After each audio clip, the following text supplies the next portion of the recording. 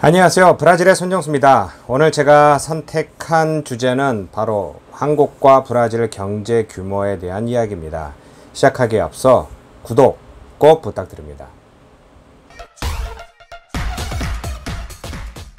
얼마 전 우리 대한민국은 세계에서 10위권 경제권을 가지고 있는 나라라고 발표되었습니다. 더군다나 작년 2020년에 전 세계에서 코로나 바이러스로 경제 규모가 축소되었을 때 대한민국은 세계에서 마이너스 1%, 어떻게 보면은 나쁜 것이지만 그나마 다른 나라와 비교하여 제일 적게 피해를 입었다고 합니다. 이런 것과 비교하여 브라질은 어마어마한 피해를 입고 지금 경제 규모도 연일 축소되고 있습니다.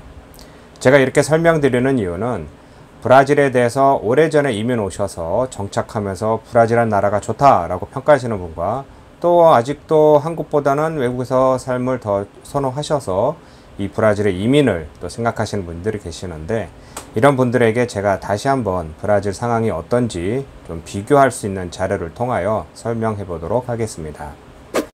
자, 시작하기 앞서 그 나라에 대한 규모를 알아보기 위해서는 이제 1인당 국민소득이 얼마 되는지 그걸 파악을 해야 됩니다.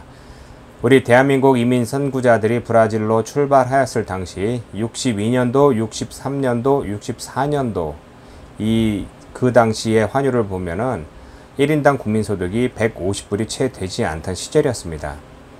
이게 쭉 올라오다가 한참 이민을 많이 오던 이제 80년대에는 이제 5,000불로 되었고요. 우리가 아는 것과 같이 2000년도에는 이제 10,000불, 또 2006년도에는 20,000불, 또 2017년도에는 29,000불, 지금은 이제 40,000불을 바라보고 있는 시점입니다. 자, 이와 비교하여 브라질 국민 소득에 대해서 알아보겠습니다. 우리가 막 이민을 왔던 62년도와 63년도를 보면 292불, 70년대에 가장 빠른 경제 성장을 일으켰을 때 75년도에 1153불, 또 한국이 경제 성장을 이뤘지만 브라질은 잃어버린 인플레이션으로 경제가 곤두박질 치던 시절에는 1982년도에 2226불이었고요. 90년도에 가장 높았을 때는 91년도에 3975불, 또 2000년도에 가장 올랐던 시절에도 5000불, 또 지금 2008년도에는 8800불, 또 가장 높았던 2011년도에는 13,245불입니다. 그렇지만 그 후 계속 내려오다가 2019년도에는 8,717불입니다. 이것만 봤을 때 경제 규모가 대한민국은 60년대부터 크나큰 성장을 이룩한 반면 브라질은 오르락내리락 하였지만 대체적으로 한국과 비교하여 4분의 1 수준밖에 안 되는 것입니다. 이것만 보면은 딱 경제 규모가 나옵니다. 그럼 왜 이런 현상이 일어났을까요? 제가 싫어하는 말 중에 하나는 옆집에 누구는 공부를 잘하는데 너는 왜 못하느냐, 아니면은 옆집에 누구는 연애도 잘하는데 너는 왜 연애를 못하느냐, 옆집에 누구는 사업도 잘하는데 당신은 왜 못하느냐, 이렇게 남과 비교하는 것입니다. 이것을 현재 브라질 사회로 가져왔을 때 대한민국은 6.25 전쟁으로 나라를 빼앗겼고요. 6.25 전쟁으로 동족 상전으로 많이 죽었지만 크나큰 노력을 하면서 여태까지 경제 성장을 이뤘다. 근데 다 거지는 브라질은 왜 못하느냐, 그냥 손가락질을 하면은 이런 말 표현밖에 안 되는 것입니다. 그렇지만 이 뭐든지 어느 나라가 성장하기나 발전하기 위해서는 여러 요소가 필요합니다. 대한민국이 어떠한 기적을 이룩한 것을 그냥 단순히 평가하여 중남미나 이런 나라를 보고 너희들은 경제 성장을 왜 못했니, 전쟁도 없었으면서 너희들은 다 갖췄으면서 왜 못하느니, 이렇게 하는 것은 그냥 엄친아, 엄마의 친구의 아들 그런 같이 잘하는데 너는 왜 못하니 라고 단순하게 비교하는 것입니다. 나라가 성장하기 위해서는 여러 안정적인 요소가 있어야 됩니다. 자원도 많아야 되고 인구도 많아야 되고 또 안정적인 경제 성장을 이룩하기 위한 정치가 안정적으로 있어야 됩니다. 이러한 요소를 다 갖추고 성장한 나라가 그렇게 많지는 않습니다. 우리가 아는 것과 같이 유럽 같은 나라는 수백 년간 이런 것을 서로 싸우고 뜯어 고치면서 이룩한 반면 대한민국은 그것을 단 몇십 년이라는 압축된 시간 동안에 모든 것을 물질적으로 크게 성공한 것입니다. 그 내면에는 남들과 달리 빠른 생각을 하고 또 성실하고 또 노력도 남보다 배로 하고 특히 높은 교육열 등 여러 가지 이유를 들 수 있습니다. 그럼 브라질이 왜 발전을 못했느냐? 먼저 여기서 발전을 못했다라고 지적하는 것은 얼마 전만 해도 브라질 싫으면 나가. 브라질은 잘된 나라인데, 다 가진 나라인데 왜 그렇게 비판적으로 얘기하느냐, 이런 소리를 하였지만요. 요즘에 이제 특히 코로나 바이러스로 현실적인 상황이 되면서 많은 사람들이 브라질 잘못된 점을 확실하게 알고 바꿔야 되겠구나 라는 식으로 추세로 바뀌고 있습니다. 이어서 브라질은 왜 이렇게 어렵게 되었나, 이런 내용을 보면요, 여러 요소가 있겠지만 제가 판단하기에는 아무래도 경제적인 받침이 안 됐기 때문이라고 봅니다. 경제가 발전하기 위해서는 정치가 안정이 되어야 되고요, 국민들도 미래를 건설하기 위하여 어떠한 꿈과 이상을 가져야 되지만 현실적으로는 그렇지 않았습니다. 이 브라질 경제 성장에서 잠깐 동안의 환상적인 황금기를 가져온 시대가 있었습니다. 그게 바로 이제 2차 대전 전후로 브라질에서 모든 물자를 수출하면서 외국에서 돈이 많이 들어왔던 시절이 있었습니다. 또 하나는 이제 70년대 64년도부터 시작된 군사 정권으로 또 세계 경제 호황과 맞물리면서 또 다시 한번 브라질에 있는 모든 이 물자를 수출하면서 황금기 시대를 맞은 시대도 있었습니다. 세 번째는 2002년도 이제 노동당도 들어오고 또 전 세계적인 경제 호황으로 또 다시 한번 브라질에는 물자를 많이 외국으로 수출하면서 돈을 벌던 시절이 있었습니다. 이 세 가지 사항으로만 봤을 때 브라질은 무궁무진한 이런 가능성을 가진 나라가 확실합니다. 그렇지만 그 당시 사항들을 보면요, 50년대에 있었던, 60년대에 있었던 그런 경제 성장이 골고루 분배되지 않고 적절하게 투자되지 않으면서 그 다음에 이어질 경제 성장의 바탕이 되지 못했습니다. 포퓰리즘이라고 알려진 정책이 많이 남획되며 특히 경제 사정이 어려워지자 군사 정권이 일어나 오랫동안 군사 시절이 있었습니다. 또한 군사 정권 시절에는 다른 호황 시절이 있었지만은 이것을 적절하게 또 투자를 하지 않고 좌파가 하고 있던 포퓰리즘이 잘못됐다고 그러지만 우파라고 자청하는 군사정권도 똑같은 식의 포퓰리즘을 이루면서 계속해서 투자가 일어나지 않았던 것입니다. 세 번째, 2002년도부터 시작된 경제 호황도 비슷한 것이었지만 그 당시에는 세계 신정책으로 인하여 이곳에 투자하기보다 다른 곳에 투자를 하여 뭐든지 물류를 이동하여 물건을 두르면 된다라는 생각을 이어서 브라질의 특별한 기술과 또 공장과 또 회사를 만들질 않았던 것입니다.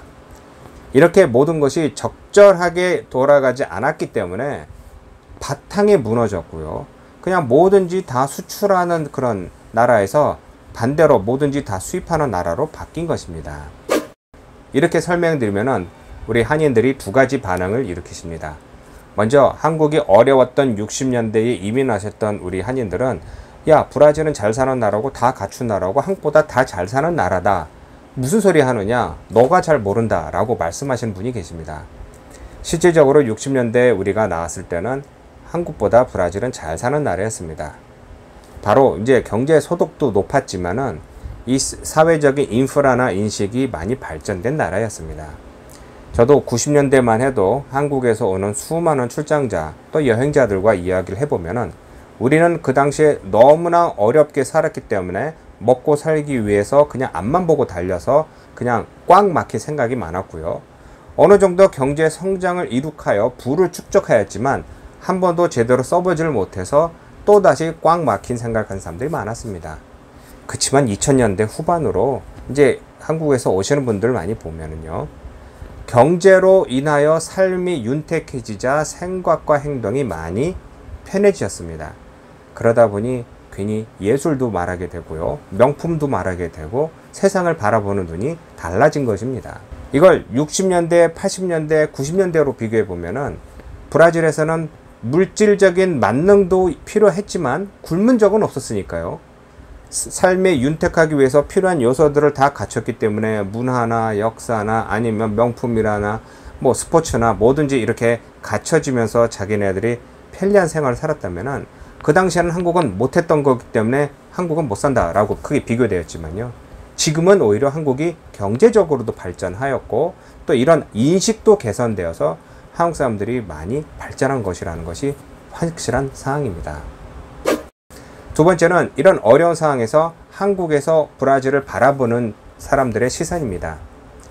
몇 차례 말씀드렸지만 브라질에 오고 싶어 하신 분들은 너무나 각박한 세상, 너무나 경제 경력이 너무나 심화된 상황, 또 누구나 뭘 하고 싶어도 이 시장이 좁다라고 생각되는 사람, 그리고 나는 무엇인가 하고 싶은데 남의 눈을 의식하여 또 사회적 분위기에 의하여 못하는 상황, 쉽게 해서 그냥 벌거벗고 싶은데 한국에서는 그럴 만한 장소가 없으니 이 넓은 브라질로 오고 싶다, 이렇게 생각하시는 분이 많습니다.